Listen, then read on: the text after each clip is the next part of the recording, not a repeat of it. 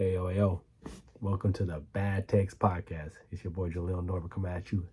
Not live, but live. Coming right here from my bedroom to yours. I know it's not a grand stage, but I gotta do something. I gotta start somewhere. But here I am, ready for y'all, ready to get going. We're here to talk about sports, all that stuff. I got bad takes, I got good takes, whatever you got, but they're my takes. So get ready to go for it. Ready? I'm ready for ready for take one. Here's take one, NBA playoffs. That's right. We starting there, y'all. And I'm going to tell you this straight off the bat. The Knicks are probably going to beat the Celtics. I'm saying this. I'm saying this. Now hear me out. Hear me out. They just blew 20. The Celtics just blew two 20-point leads. Two. If Listen, I've coached basketball, I've seen basketball. When you see a 20-point lead, more than even 30, you know you got it in the bag, especially if it's like you the better team. I mean, you have the shooters, you have the role players, you have the stars, as in Jason, i.e. Jason Tatum, who wants to be the MVP of the goddamn league. Jaylen Brown, who was the finals MVP last year. So there has to be there's a situation where I'm saying they are the better team. And the Knicks are the Knicks. They have Captain Clutch, Jaylen Brown. They got a good defender, Miles Bridges, Mr. All 82 games himself. He got Josh Hart, who's a very grab his role player. But dang it, if you had to match up one and the other, you're picking the Celtics. Well, I'm picking the New York Knicks this now because they're 2-0 and they beat them at Boston. I repeat to you, they beat them at Boston. Now that may not seem crazy to some people, but in my eyes, I'm thinking they just got beat. They just got beat. My eyes, they sweeping. I'm sorry if I'm in New York, I'm standing up. I'm going out like I'm wilding out for these fools to take a stand, bro. It is crazy how right now it's like New York's probably winning at least one or two more games. They're winning the series. And then now listen, as an LA Lakers fan, I want them to win. As an NBA fan, we need them to win because we need to believe that New York can actually do something. They've had the worst franchise for a long time. They've been laughing stocks of the NBA. They need this. They need it. The NBA needs it, and I guess for some reason New York fans just need something to cling on because they have the Giants, the Jets, and that's it. They have the Rangers, but they just lost the World Series. I mean, they need something. They give them some kind of hope. Dang it, give them some kind of hope. Well, and speaking of being a Lakers fan, I'm on the outside of that. I want to know what Knicks fans feel now. As a Lakers fan, I need to feel some kind of hope and joy that we can do it. Now we have Luka. That's great. We have Luka Magic. Now, granted, I've been liking him since Dallas. I never thought we would have him. And then when that trade came around, I'm telling you this, I was ecstatic. Just because it was Luka Doncic. Luka Doncic. Going crazy, going wild. I know he's going to put some Luka Magic up in here. Now, I know we didn't do that much this season. I.e. this season. When we had no role players, no center. Had just LeBron James, Luka Doncic, and Austin Reeves. I'm telling you, we going to do it if we just get one more star, and one more center, and not go against Anthony Edwards in the playoffs. Just saying. Don't want him. Don't need him.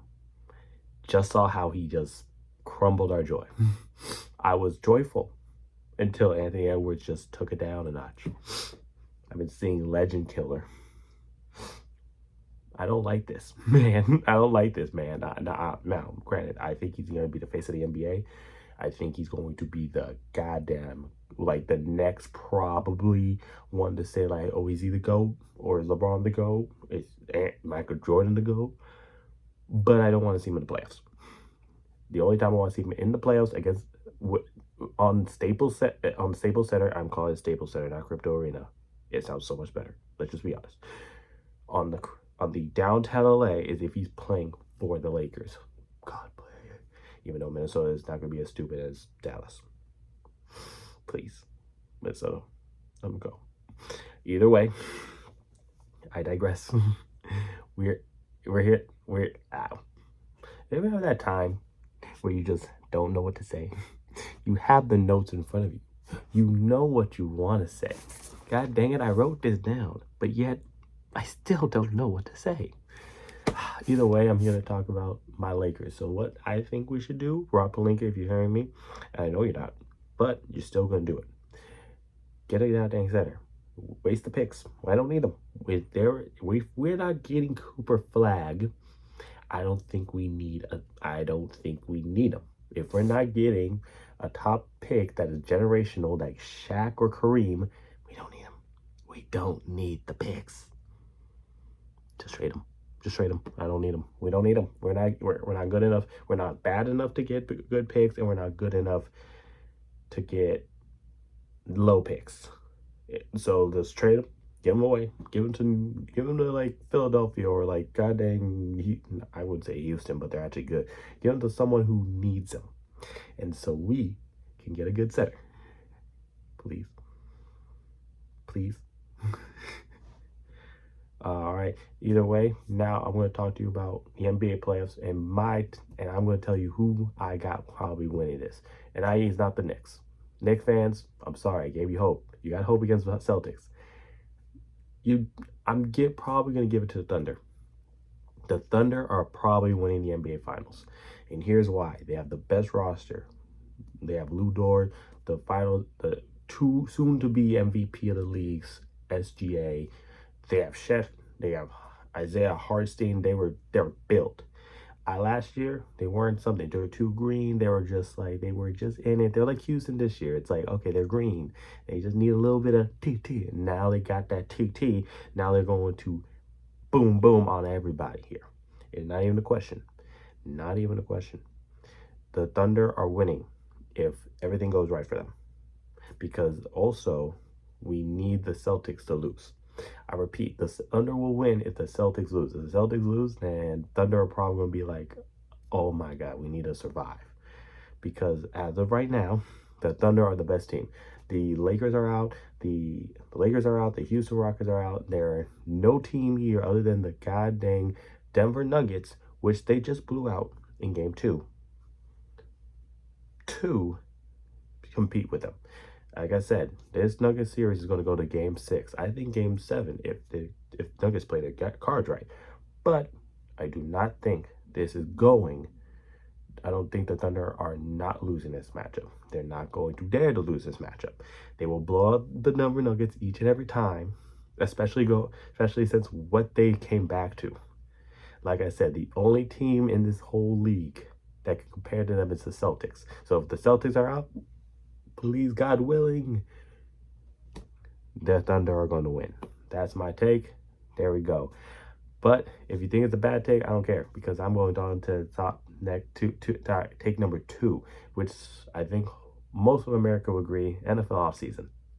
That's the most entertaining reality series of all time. We have the NFL offseason. I'm going to tell you who had the best offseason, the worst offseason, and the top stories of the offseason. Best offseason of all time, the Denver Broncos. I'm going to say it. The Denver Broncos matched this offseason like a G. They have their quarterback of the future, Bo Nix. They have wide receivers ready to compete with him. They need a running back. They need offensive line. And they have a defense which is unmatched to anybody. What did they do? They got pieces around that defense to make sure that nobody probably can fly on them or run on them. They had 2 picks. They had picked up the safety from San Francisco. They picked up the middle linebacker from San Francisco. Now, I know what we're going to say. They're injury prone. They have problems. Bro, like the linebacker just got his ACL injured. Now, if I'm not saying linebacker, it's because I don't remember his name right now. But I'm telling you this. ACL injuries and injuries can become a problem if they get injured again. They're not getting injured again, bro. I think this Denver Broncos defense is going to be nasty. It's going to be wild. And I'm saying this as a Philly fan. It's going to be a nightmare to handle. And then the offense, listen, their pass game was already bonkers, bonkers. Like it's unbelievable. They have a quarterback. They have a quarterback that they could throw. Sean Payton doesn't have to worry about arguing with. He is the quarterback. They just need a run game. That's it. And low key, I think they're going to figure it out. They got offensive linemen to like put in there. Like they're just going to figure it out. So I think the best offseason goes to the Denver Broncos. They matched it. I think they're going to be a problem in the AFC West. And I think they're going to be the ones to take over for your boy Patrick Mahomes. I think Patrick Mahomes ain't winning. I know they just got a bunch of people. I know they just put some pieces like an offensive lineman, but I'm gonna be honest. Until I'm gonna be honest, unless Patrick Mahomes automatically finds a way to find a wide receiver that will not get in trouble by the police, he is not going to pull some magic on his defense. The worst offseason, I believe, will go to the Saints. The Saints had a pretty good offseason. They had some really good picks. They picked up some pieces. I'm not a problem with that. I know they had a good hiring with Kellen Moore. I know they are in cap heck right now, but I'm going to tell you this: I don't think they really set the pieces to kind of help them out. For instance, they needed a quarterback. They needed a quarterback to replace Derek Carr. They didn't get him until late in the round, and when they had Shedeur Sanders. Tyler Shaw is good, but he's not the guy. Like, he's never shown to be the guy in college, and Shedeur has. I know they're kind of in the same resume. None bowl games, all that stuff. But if it's just likability, I mean, might as well Kellen Moore, and might as well, because Kellen Moore knows how to knows how to coach quarterbacks. Let's see what he's got. I mean, they just didn't affect. There's nothing to affect. You know what I mean? It's just one thing after the other. Like, the defense isn't there, but hopefully Kellen Moore pulls something out of his butt and says, "You know what? Here we go." And as an Eagles fan, I hope Kellen Moore finds a way to pull something, because at this point, I think we need something. Top draft. Here's my top draft stories. Obviously, the top draft story we all talk about: Shedeur Sanders falling to the 5th round of the NFL draft. Now, granted, he is E8. Now, granted, are any of these quarterbacks other than Cam Ward round 1 picks? No, they're not. Cam Ward is the only round 1, day 1 pick that you have to make. He has shown that he's poised in the pocket. Have you seen his nonchalantness in a college? I've seen it. He's pretty good. He's not, I think he has the potential to be around Trevor Lawrence, but a little bit better. Just a little bit. Now, everyone else is a round 2, maybe a day 2, maybe a day 3. So that's why no one was picking them, except for the Giants, who are very much, I don't know why. They trade up for Jackson Dart, but yet the year before, they don't trade up for Jaden Daniels. I don't know why. Maybe they like to lose, but it's okay. They trade up for Jackson Dart, who they think they like, and then they also trade and they let Shedeur Sanders fall. Again, Shedeur Sanders, not now, like I said, a lot of people didn't like him because he's not a mobile quarterback. He's not the modern day version of Lamar Jackson, Jalen Hurts, all that stuff, Patrick Mahomes. But I think he's just a quarterback. He's not going to come and make plays. He's not going to go downfield, look for the ball. He's a pass first quarterback. He's gonna just hop it down the field and pass it to your weapons. He's looking to just throw the ball. He's an accurate quarterback. He's maybe slow, but I mean, the greatest footballer of all time, Tom Brady, was also the worst combine ever. And yet we inherently tell him he's the best. So that's what I'm saying. Like, I think we should calm down on the athleticism and just focus on the football. The football he was able to make it to a bowl game. He was able to run away he was able to survive an offensive line that didn't hold. He was able to give it to his wide receivers and give it to one of the best people and a Heisman winner at accurate times. He is not a day 3 quarterback. He's a day 2. He should have been round 2. He should have been picked up before Dillon Gabriel. But maybe it just shows you got to be well liked. You got to be a nice smile sometimes. I don't know. He didn't have an agent, so there we go. But at least he went to the Cleveland Browns. And where's the competition there? You got old Joe, you got Kenny Pickett, and then you got Dylan Gabriel, another rookie. He's going to be on that roster. We just got it. He just got to perform in training camp. That's it. And don't get cut. Don't get cut, Shedeur, or else it will be embarrassing for all of us who believe in you. You're also Coach Prime's son. Please don't get cut. Please. But either way, let's see. I'm more excited for his son, for the brother Shiloh. Personally, I think the Philadelphia Eagles should have signed him, but the Bucks got him.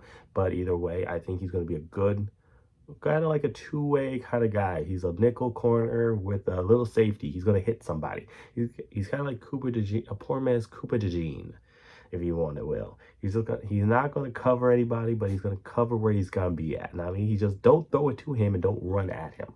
Basically, hopefully we get the cover position because, granted, like I said, your dad is Coach Prime, the best DB in the game. You gotta learn something, unless you just didn't, unless you ignored him like every other kid. Either way, hopefully it happens. Another draft story: Abdul Carter asking for LT's jersey. Now I know, I get it. Abdul Carter just coming in. It's common. You get people come in, request jersey numbers all the time. Malik Neighbors requested number 1 from one of the to unretired number 1, and he got it. I mean, you get a lot of people, but we also understand, like, some of those legends made those numbers. They feel like that's mine. Like, I don't want to give it to somebody else. You may have worn it, but you may not make your own number. So that's what Lawrence Taylor did. He told Abdul Carter, make your own number. And then Abdul Carter went to ask someone else for number 11. Now he's got to pick another number. So Abdul Carter, I hope you make your own number and make it worthwhile, because at this point, you're not getting his number. You may have to go to a different franchise, i.e. someone who may like pass rushers, someone who is probably in the same state as your old college. Just saying. But either way, hopefully he gets the number and makes it his own. Not too much, because you're just still in the same division as my Eagles. Like, just make it like a good amount. All right. Next story of the offseason, Aaron Rodgers. He needs to go somewhere. I think he should go to Pittsburgh, but he doesn't want to. You know what Aaron Rodgers is doing? He's like that girl you met at the club. You talked to him, you had fun, you were like, oh yeah, let's have some drinks. You're all like, yeah, let me get the Instagram, let me get the number, and y'all did it, and then you went, and then you're texting him and they don't text you back. It's kind of wild. It's kind of crazy. This saga is like, will he not? It's like, will he kind of come? You like that? He's like toying with their feelings. It's like a little like, yes, play with your emotions, play with me. I'm like, oh my God, he is that toxic one. He is the toxic girlfriend. He is the toxic girlfriend. But hopefully the Pittsburgh Steelers find a way to kind of mend the relationship. And I think everyone in the world is like telling them, like, go with someone else. I think everyone in the NFL is like that one best friends. Like, it's okay, he'll come back. And we're hopefully telling him, no, don't sign him. Go somewhere else. We all know you want to be with that person in the purple who has the horns on his helmets. He just wants to go to the Vikings. We all know he just wants to complete the Brett Favre trilogy, even though they have already found a young person and have no interest in someone who is probably about to leave in 1 to 2 years, maybe another year. Just saying. Hopefully they realize that, and hopefully they realize that, and Aaron Rodgers just signs a contract, especially before training camp. In my next story, George Pickens, the top draft story of the offseason. He took over. The Steelers finally said, no, it's enough. We don't need you. Granted, I think we're all taking this blowing up into proportion. Where they're saying Dallas got the steal, like they finally got a wide receiver that can really help CeeDee Lamb, and then the Steelers messed up. Did the really Steelers mess up? They have a knack of finding good wide receivers. Like I said, Antonio Brown, Chase Claypool. You have your boy Juju Smith-Schuster, and then George Pickens. They have a knack. Hines Ward is another one, but they also have to find a way. They also found a way to get rid of them before they start vomiting out all this like bad juju on their culture. Because we got to understand, once they trade them, there's something comes out when it's wrong with them. Mike Tomlin knows how to keep a lid, but he also knows when to get rid of them when it's done. Antonio Brown to the Raiders.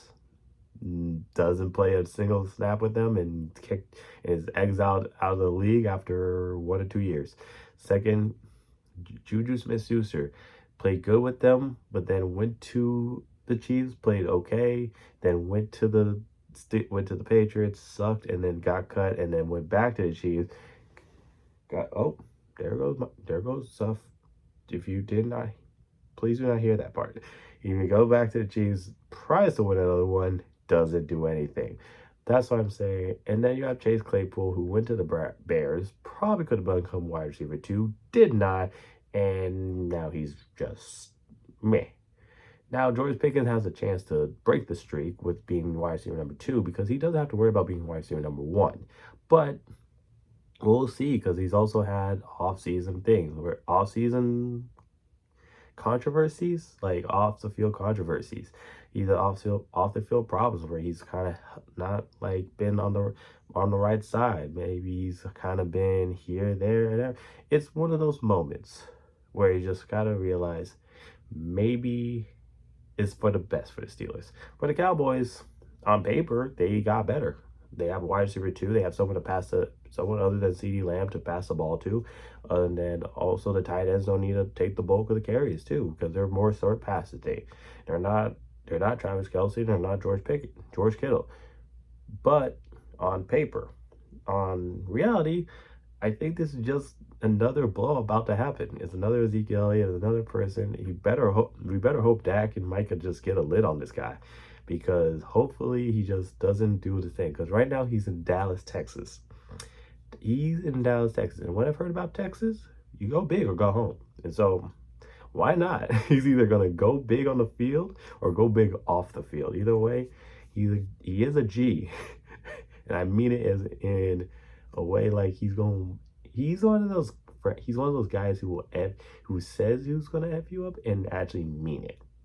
Like he'll actually meet you outside and be like, yo, I'm here, yo. What we doing? Like, damn. Okay, I didn't think you actually meant it, but okay, we're about to fight. Yeah. Like, yes, he's one of those guys.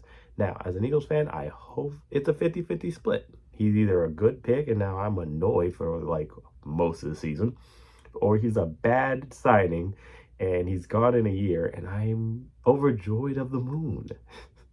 Because they'll probably win 9 or 10 games and then lose in the first round, where we're probably going back to a Super Bowl. Oh my! And then last thing, how the heck does Howie manage to do it again? I don't mean as an Eagles fan. I don't know how the NFL allows this to happen, where y'all just let us have one of the best players in the draft. First time it was Jalen Carter sliding down to 9 to us. Second time it was Quinyon Mitchell sliding down to 22 to us. And now it's Jahad Campbell, who is a linebacker edge rusher, the perfect definition of what Vic Fangio wants and needs in his defense in terms of linebackers. And you said, nah, you can have him. I know you had one of the best defense. I know you just blew out one of the better players in this whole league. God dang it, sweater, stop mowing. But yes, have him. I know they're saying he's probably not going to play. He's probably going to be just sitting out for half the season. Great. And he's better. We're comparing Zach Vaughn and him to Navarro Bowman and Patrick Willis. Thank you so much. We'll take it. Hopefully, and then we get the boy Nakobe Dean. Yeah, I'm taking this one. Oh, well, we're coming to a last pick. I would just to introduce myself. I'm going to introduce my top five teams of my personal thing. My top 5 teams. At number 5, I'm taking my own personal LA Galaxy. I'm not a soccer fan. I repeat to you, if If you told me watch a whole season of soccer, I would not. Even though I probably would. Just to feel some kind of like, okay, maybe I just gotta watch sport. Soccer is like the equivalent of me watching golf. It's like I don't understand it. I don't know what the rules are. Sometimes they surprise me, but I'll watch it, entertain myself, and I'm watching for hours. Hopefully it gets better. But the LA Galaxy have been a home team of mine, and I know I should be an LAFC fan because Galaxy are like more lines of South Bay, Carson, or Orange County or whatever. But they're the best. When I was looking at teams, I was like, I'm from LA. They're the only team in LA. Galaxy. Here we go. So that's my top. That's my fifth pick. Number 4 has to go to the one and the only LA Kings. I'm not a hockey fan either. But if I had to pick a hockey team, I'm going to go for my hometown, LA Kings. I mean, we had Wayne Gretzky. It's always hype at a hockey game in LA at the Crypto Arena. I mean, what do you want out of LA and hockey? We don't do hockey out here, but when we do it, we go big and we get rowdy. So again, go to the LA Kings game. It's the best party and you know it. Now the top 3. My third pick will always, now this top 3 is like 1A, 1B, 1C. Like it's not 3-1. Like I could just mix it up in any day of the season. It's like when they come in season. My third pick, and I'll give it because they just got eliminated, the LA Lakers. Lakers, purple and gold. They have some of the best Hall of Famers to ever cross the team. LeBron James, Kobe Bean Bryant, Kareem Abdul-Jabbar, Magic Johnson, the logo Jerry West himself. And you know that, I mean, you just gotta love it. You have more Laker fans outside of LA too than inside. You just know, and you go, if you're a real LA fan, you just say like, hey, what's your thing? And you say Lakers, of course, you know you're from LA. And not Clippers, no, not the little boy Clipper team. Like, you're the little brother. Your little brother, stay there. Because we got 17 championships. That's my favorite. I've been a fan. Technically, I was a Kobe fan before the Lakers fan. But hey, it's my team. It's my home team. I gotta root. All right, number 2, my LA Dodgers. Go blue, baby. LA, baby. Now, Ken, Dodgers have always been that kind of team that kind of like, it's like one of the girlfriends like, I will do the best to get you a ring, and then they just say, nope, sorry, try again next year. And I'm like, damn it. But when they do, they go like, it's like what the biggest like thing. I've been there for 2 of them in my lifetime, 2020 and last year. It was the best moment to be a Dodgers fan. I was completely enjoyed. I know 2020 was the first one I ever saw and it was great, but it wasn't the moment. It was during COVID. It was during that time where I don't know who's gonna be there. I think it was just no fans, so there's no fandom. This last year, 2024, oh my God, it was a party. If you wore your Dodger gear everywhere, there was LA Dodger fans. Even if you weren't a Dodger fan, you were just like, we're blue. We got to wear the blue. And you felt it. And that's what I loved about the Dodgers. They make the city great, and you know it, you feel it. They connect the city, bro. If you could be from Long Beach, you could be from goddamn Carson or anywhere, downtown LA, West LA, Palm, like they bring it together. They bring it together. My last pick will always be the Philadelphia Eagles. The Eagles are I believe the best team in the NFL. And we have the champ to prove it. Our second one in 7 years, I think. But I think we have one of the best GMs, and I think the luckiest GM, because everyone just keeps bringing deals to him. They're like, got you. Here's a deal. Do you want to take it? He's like, no.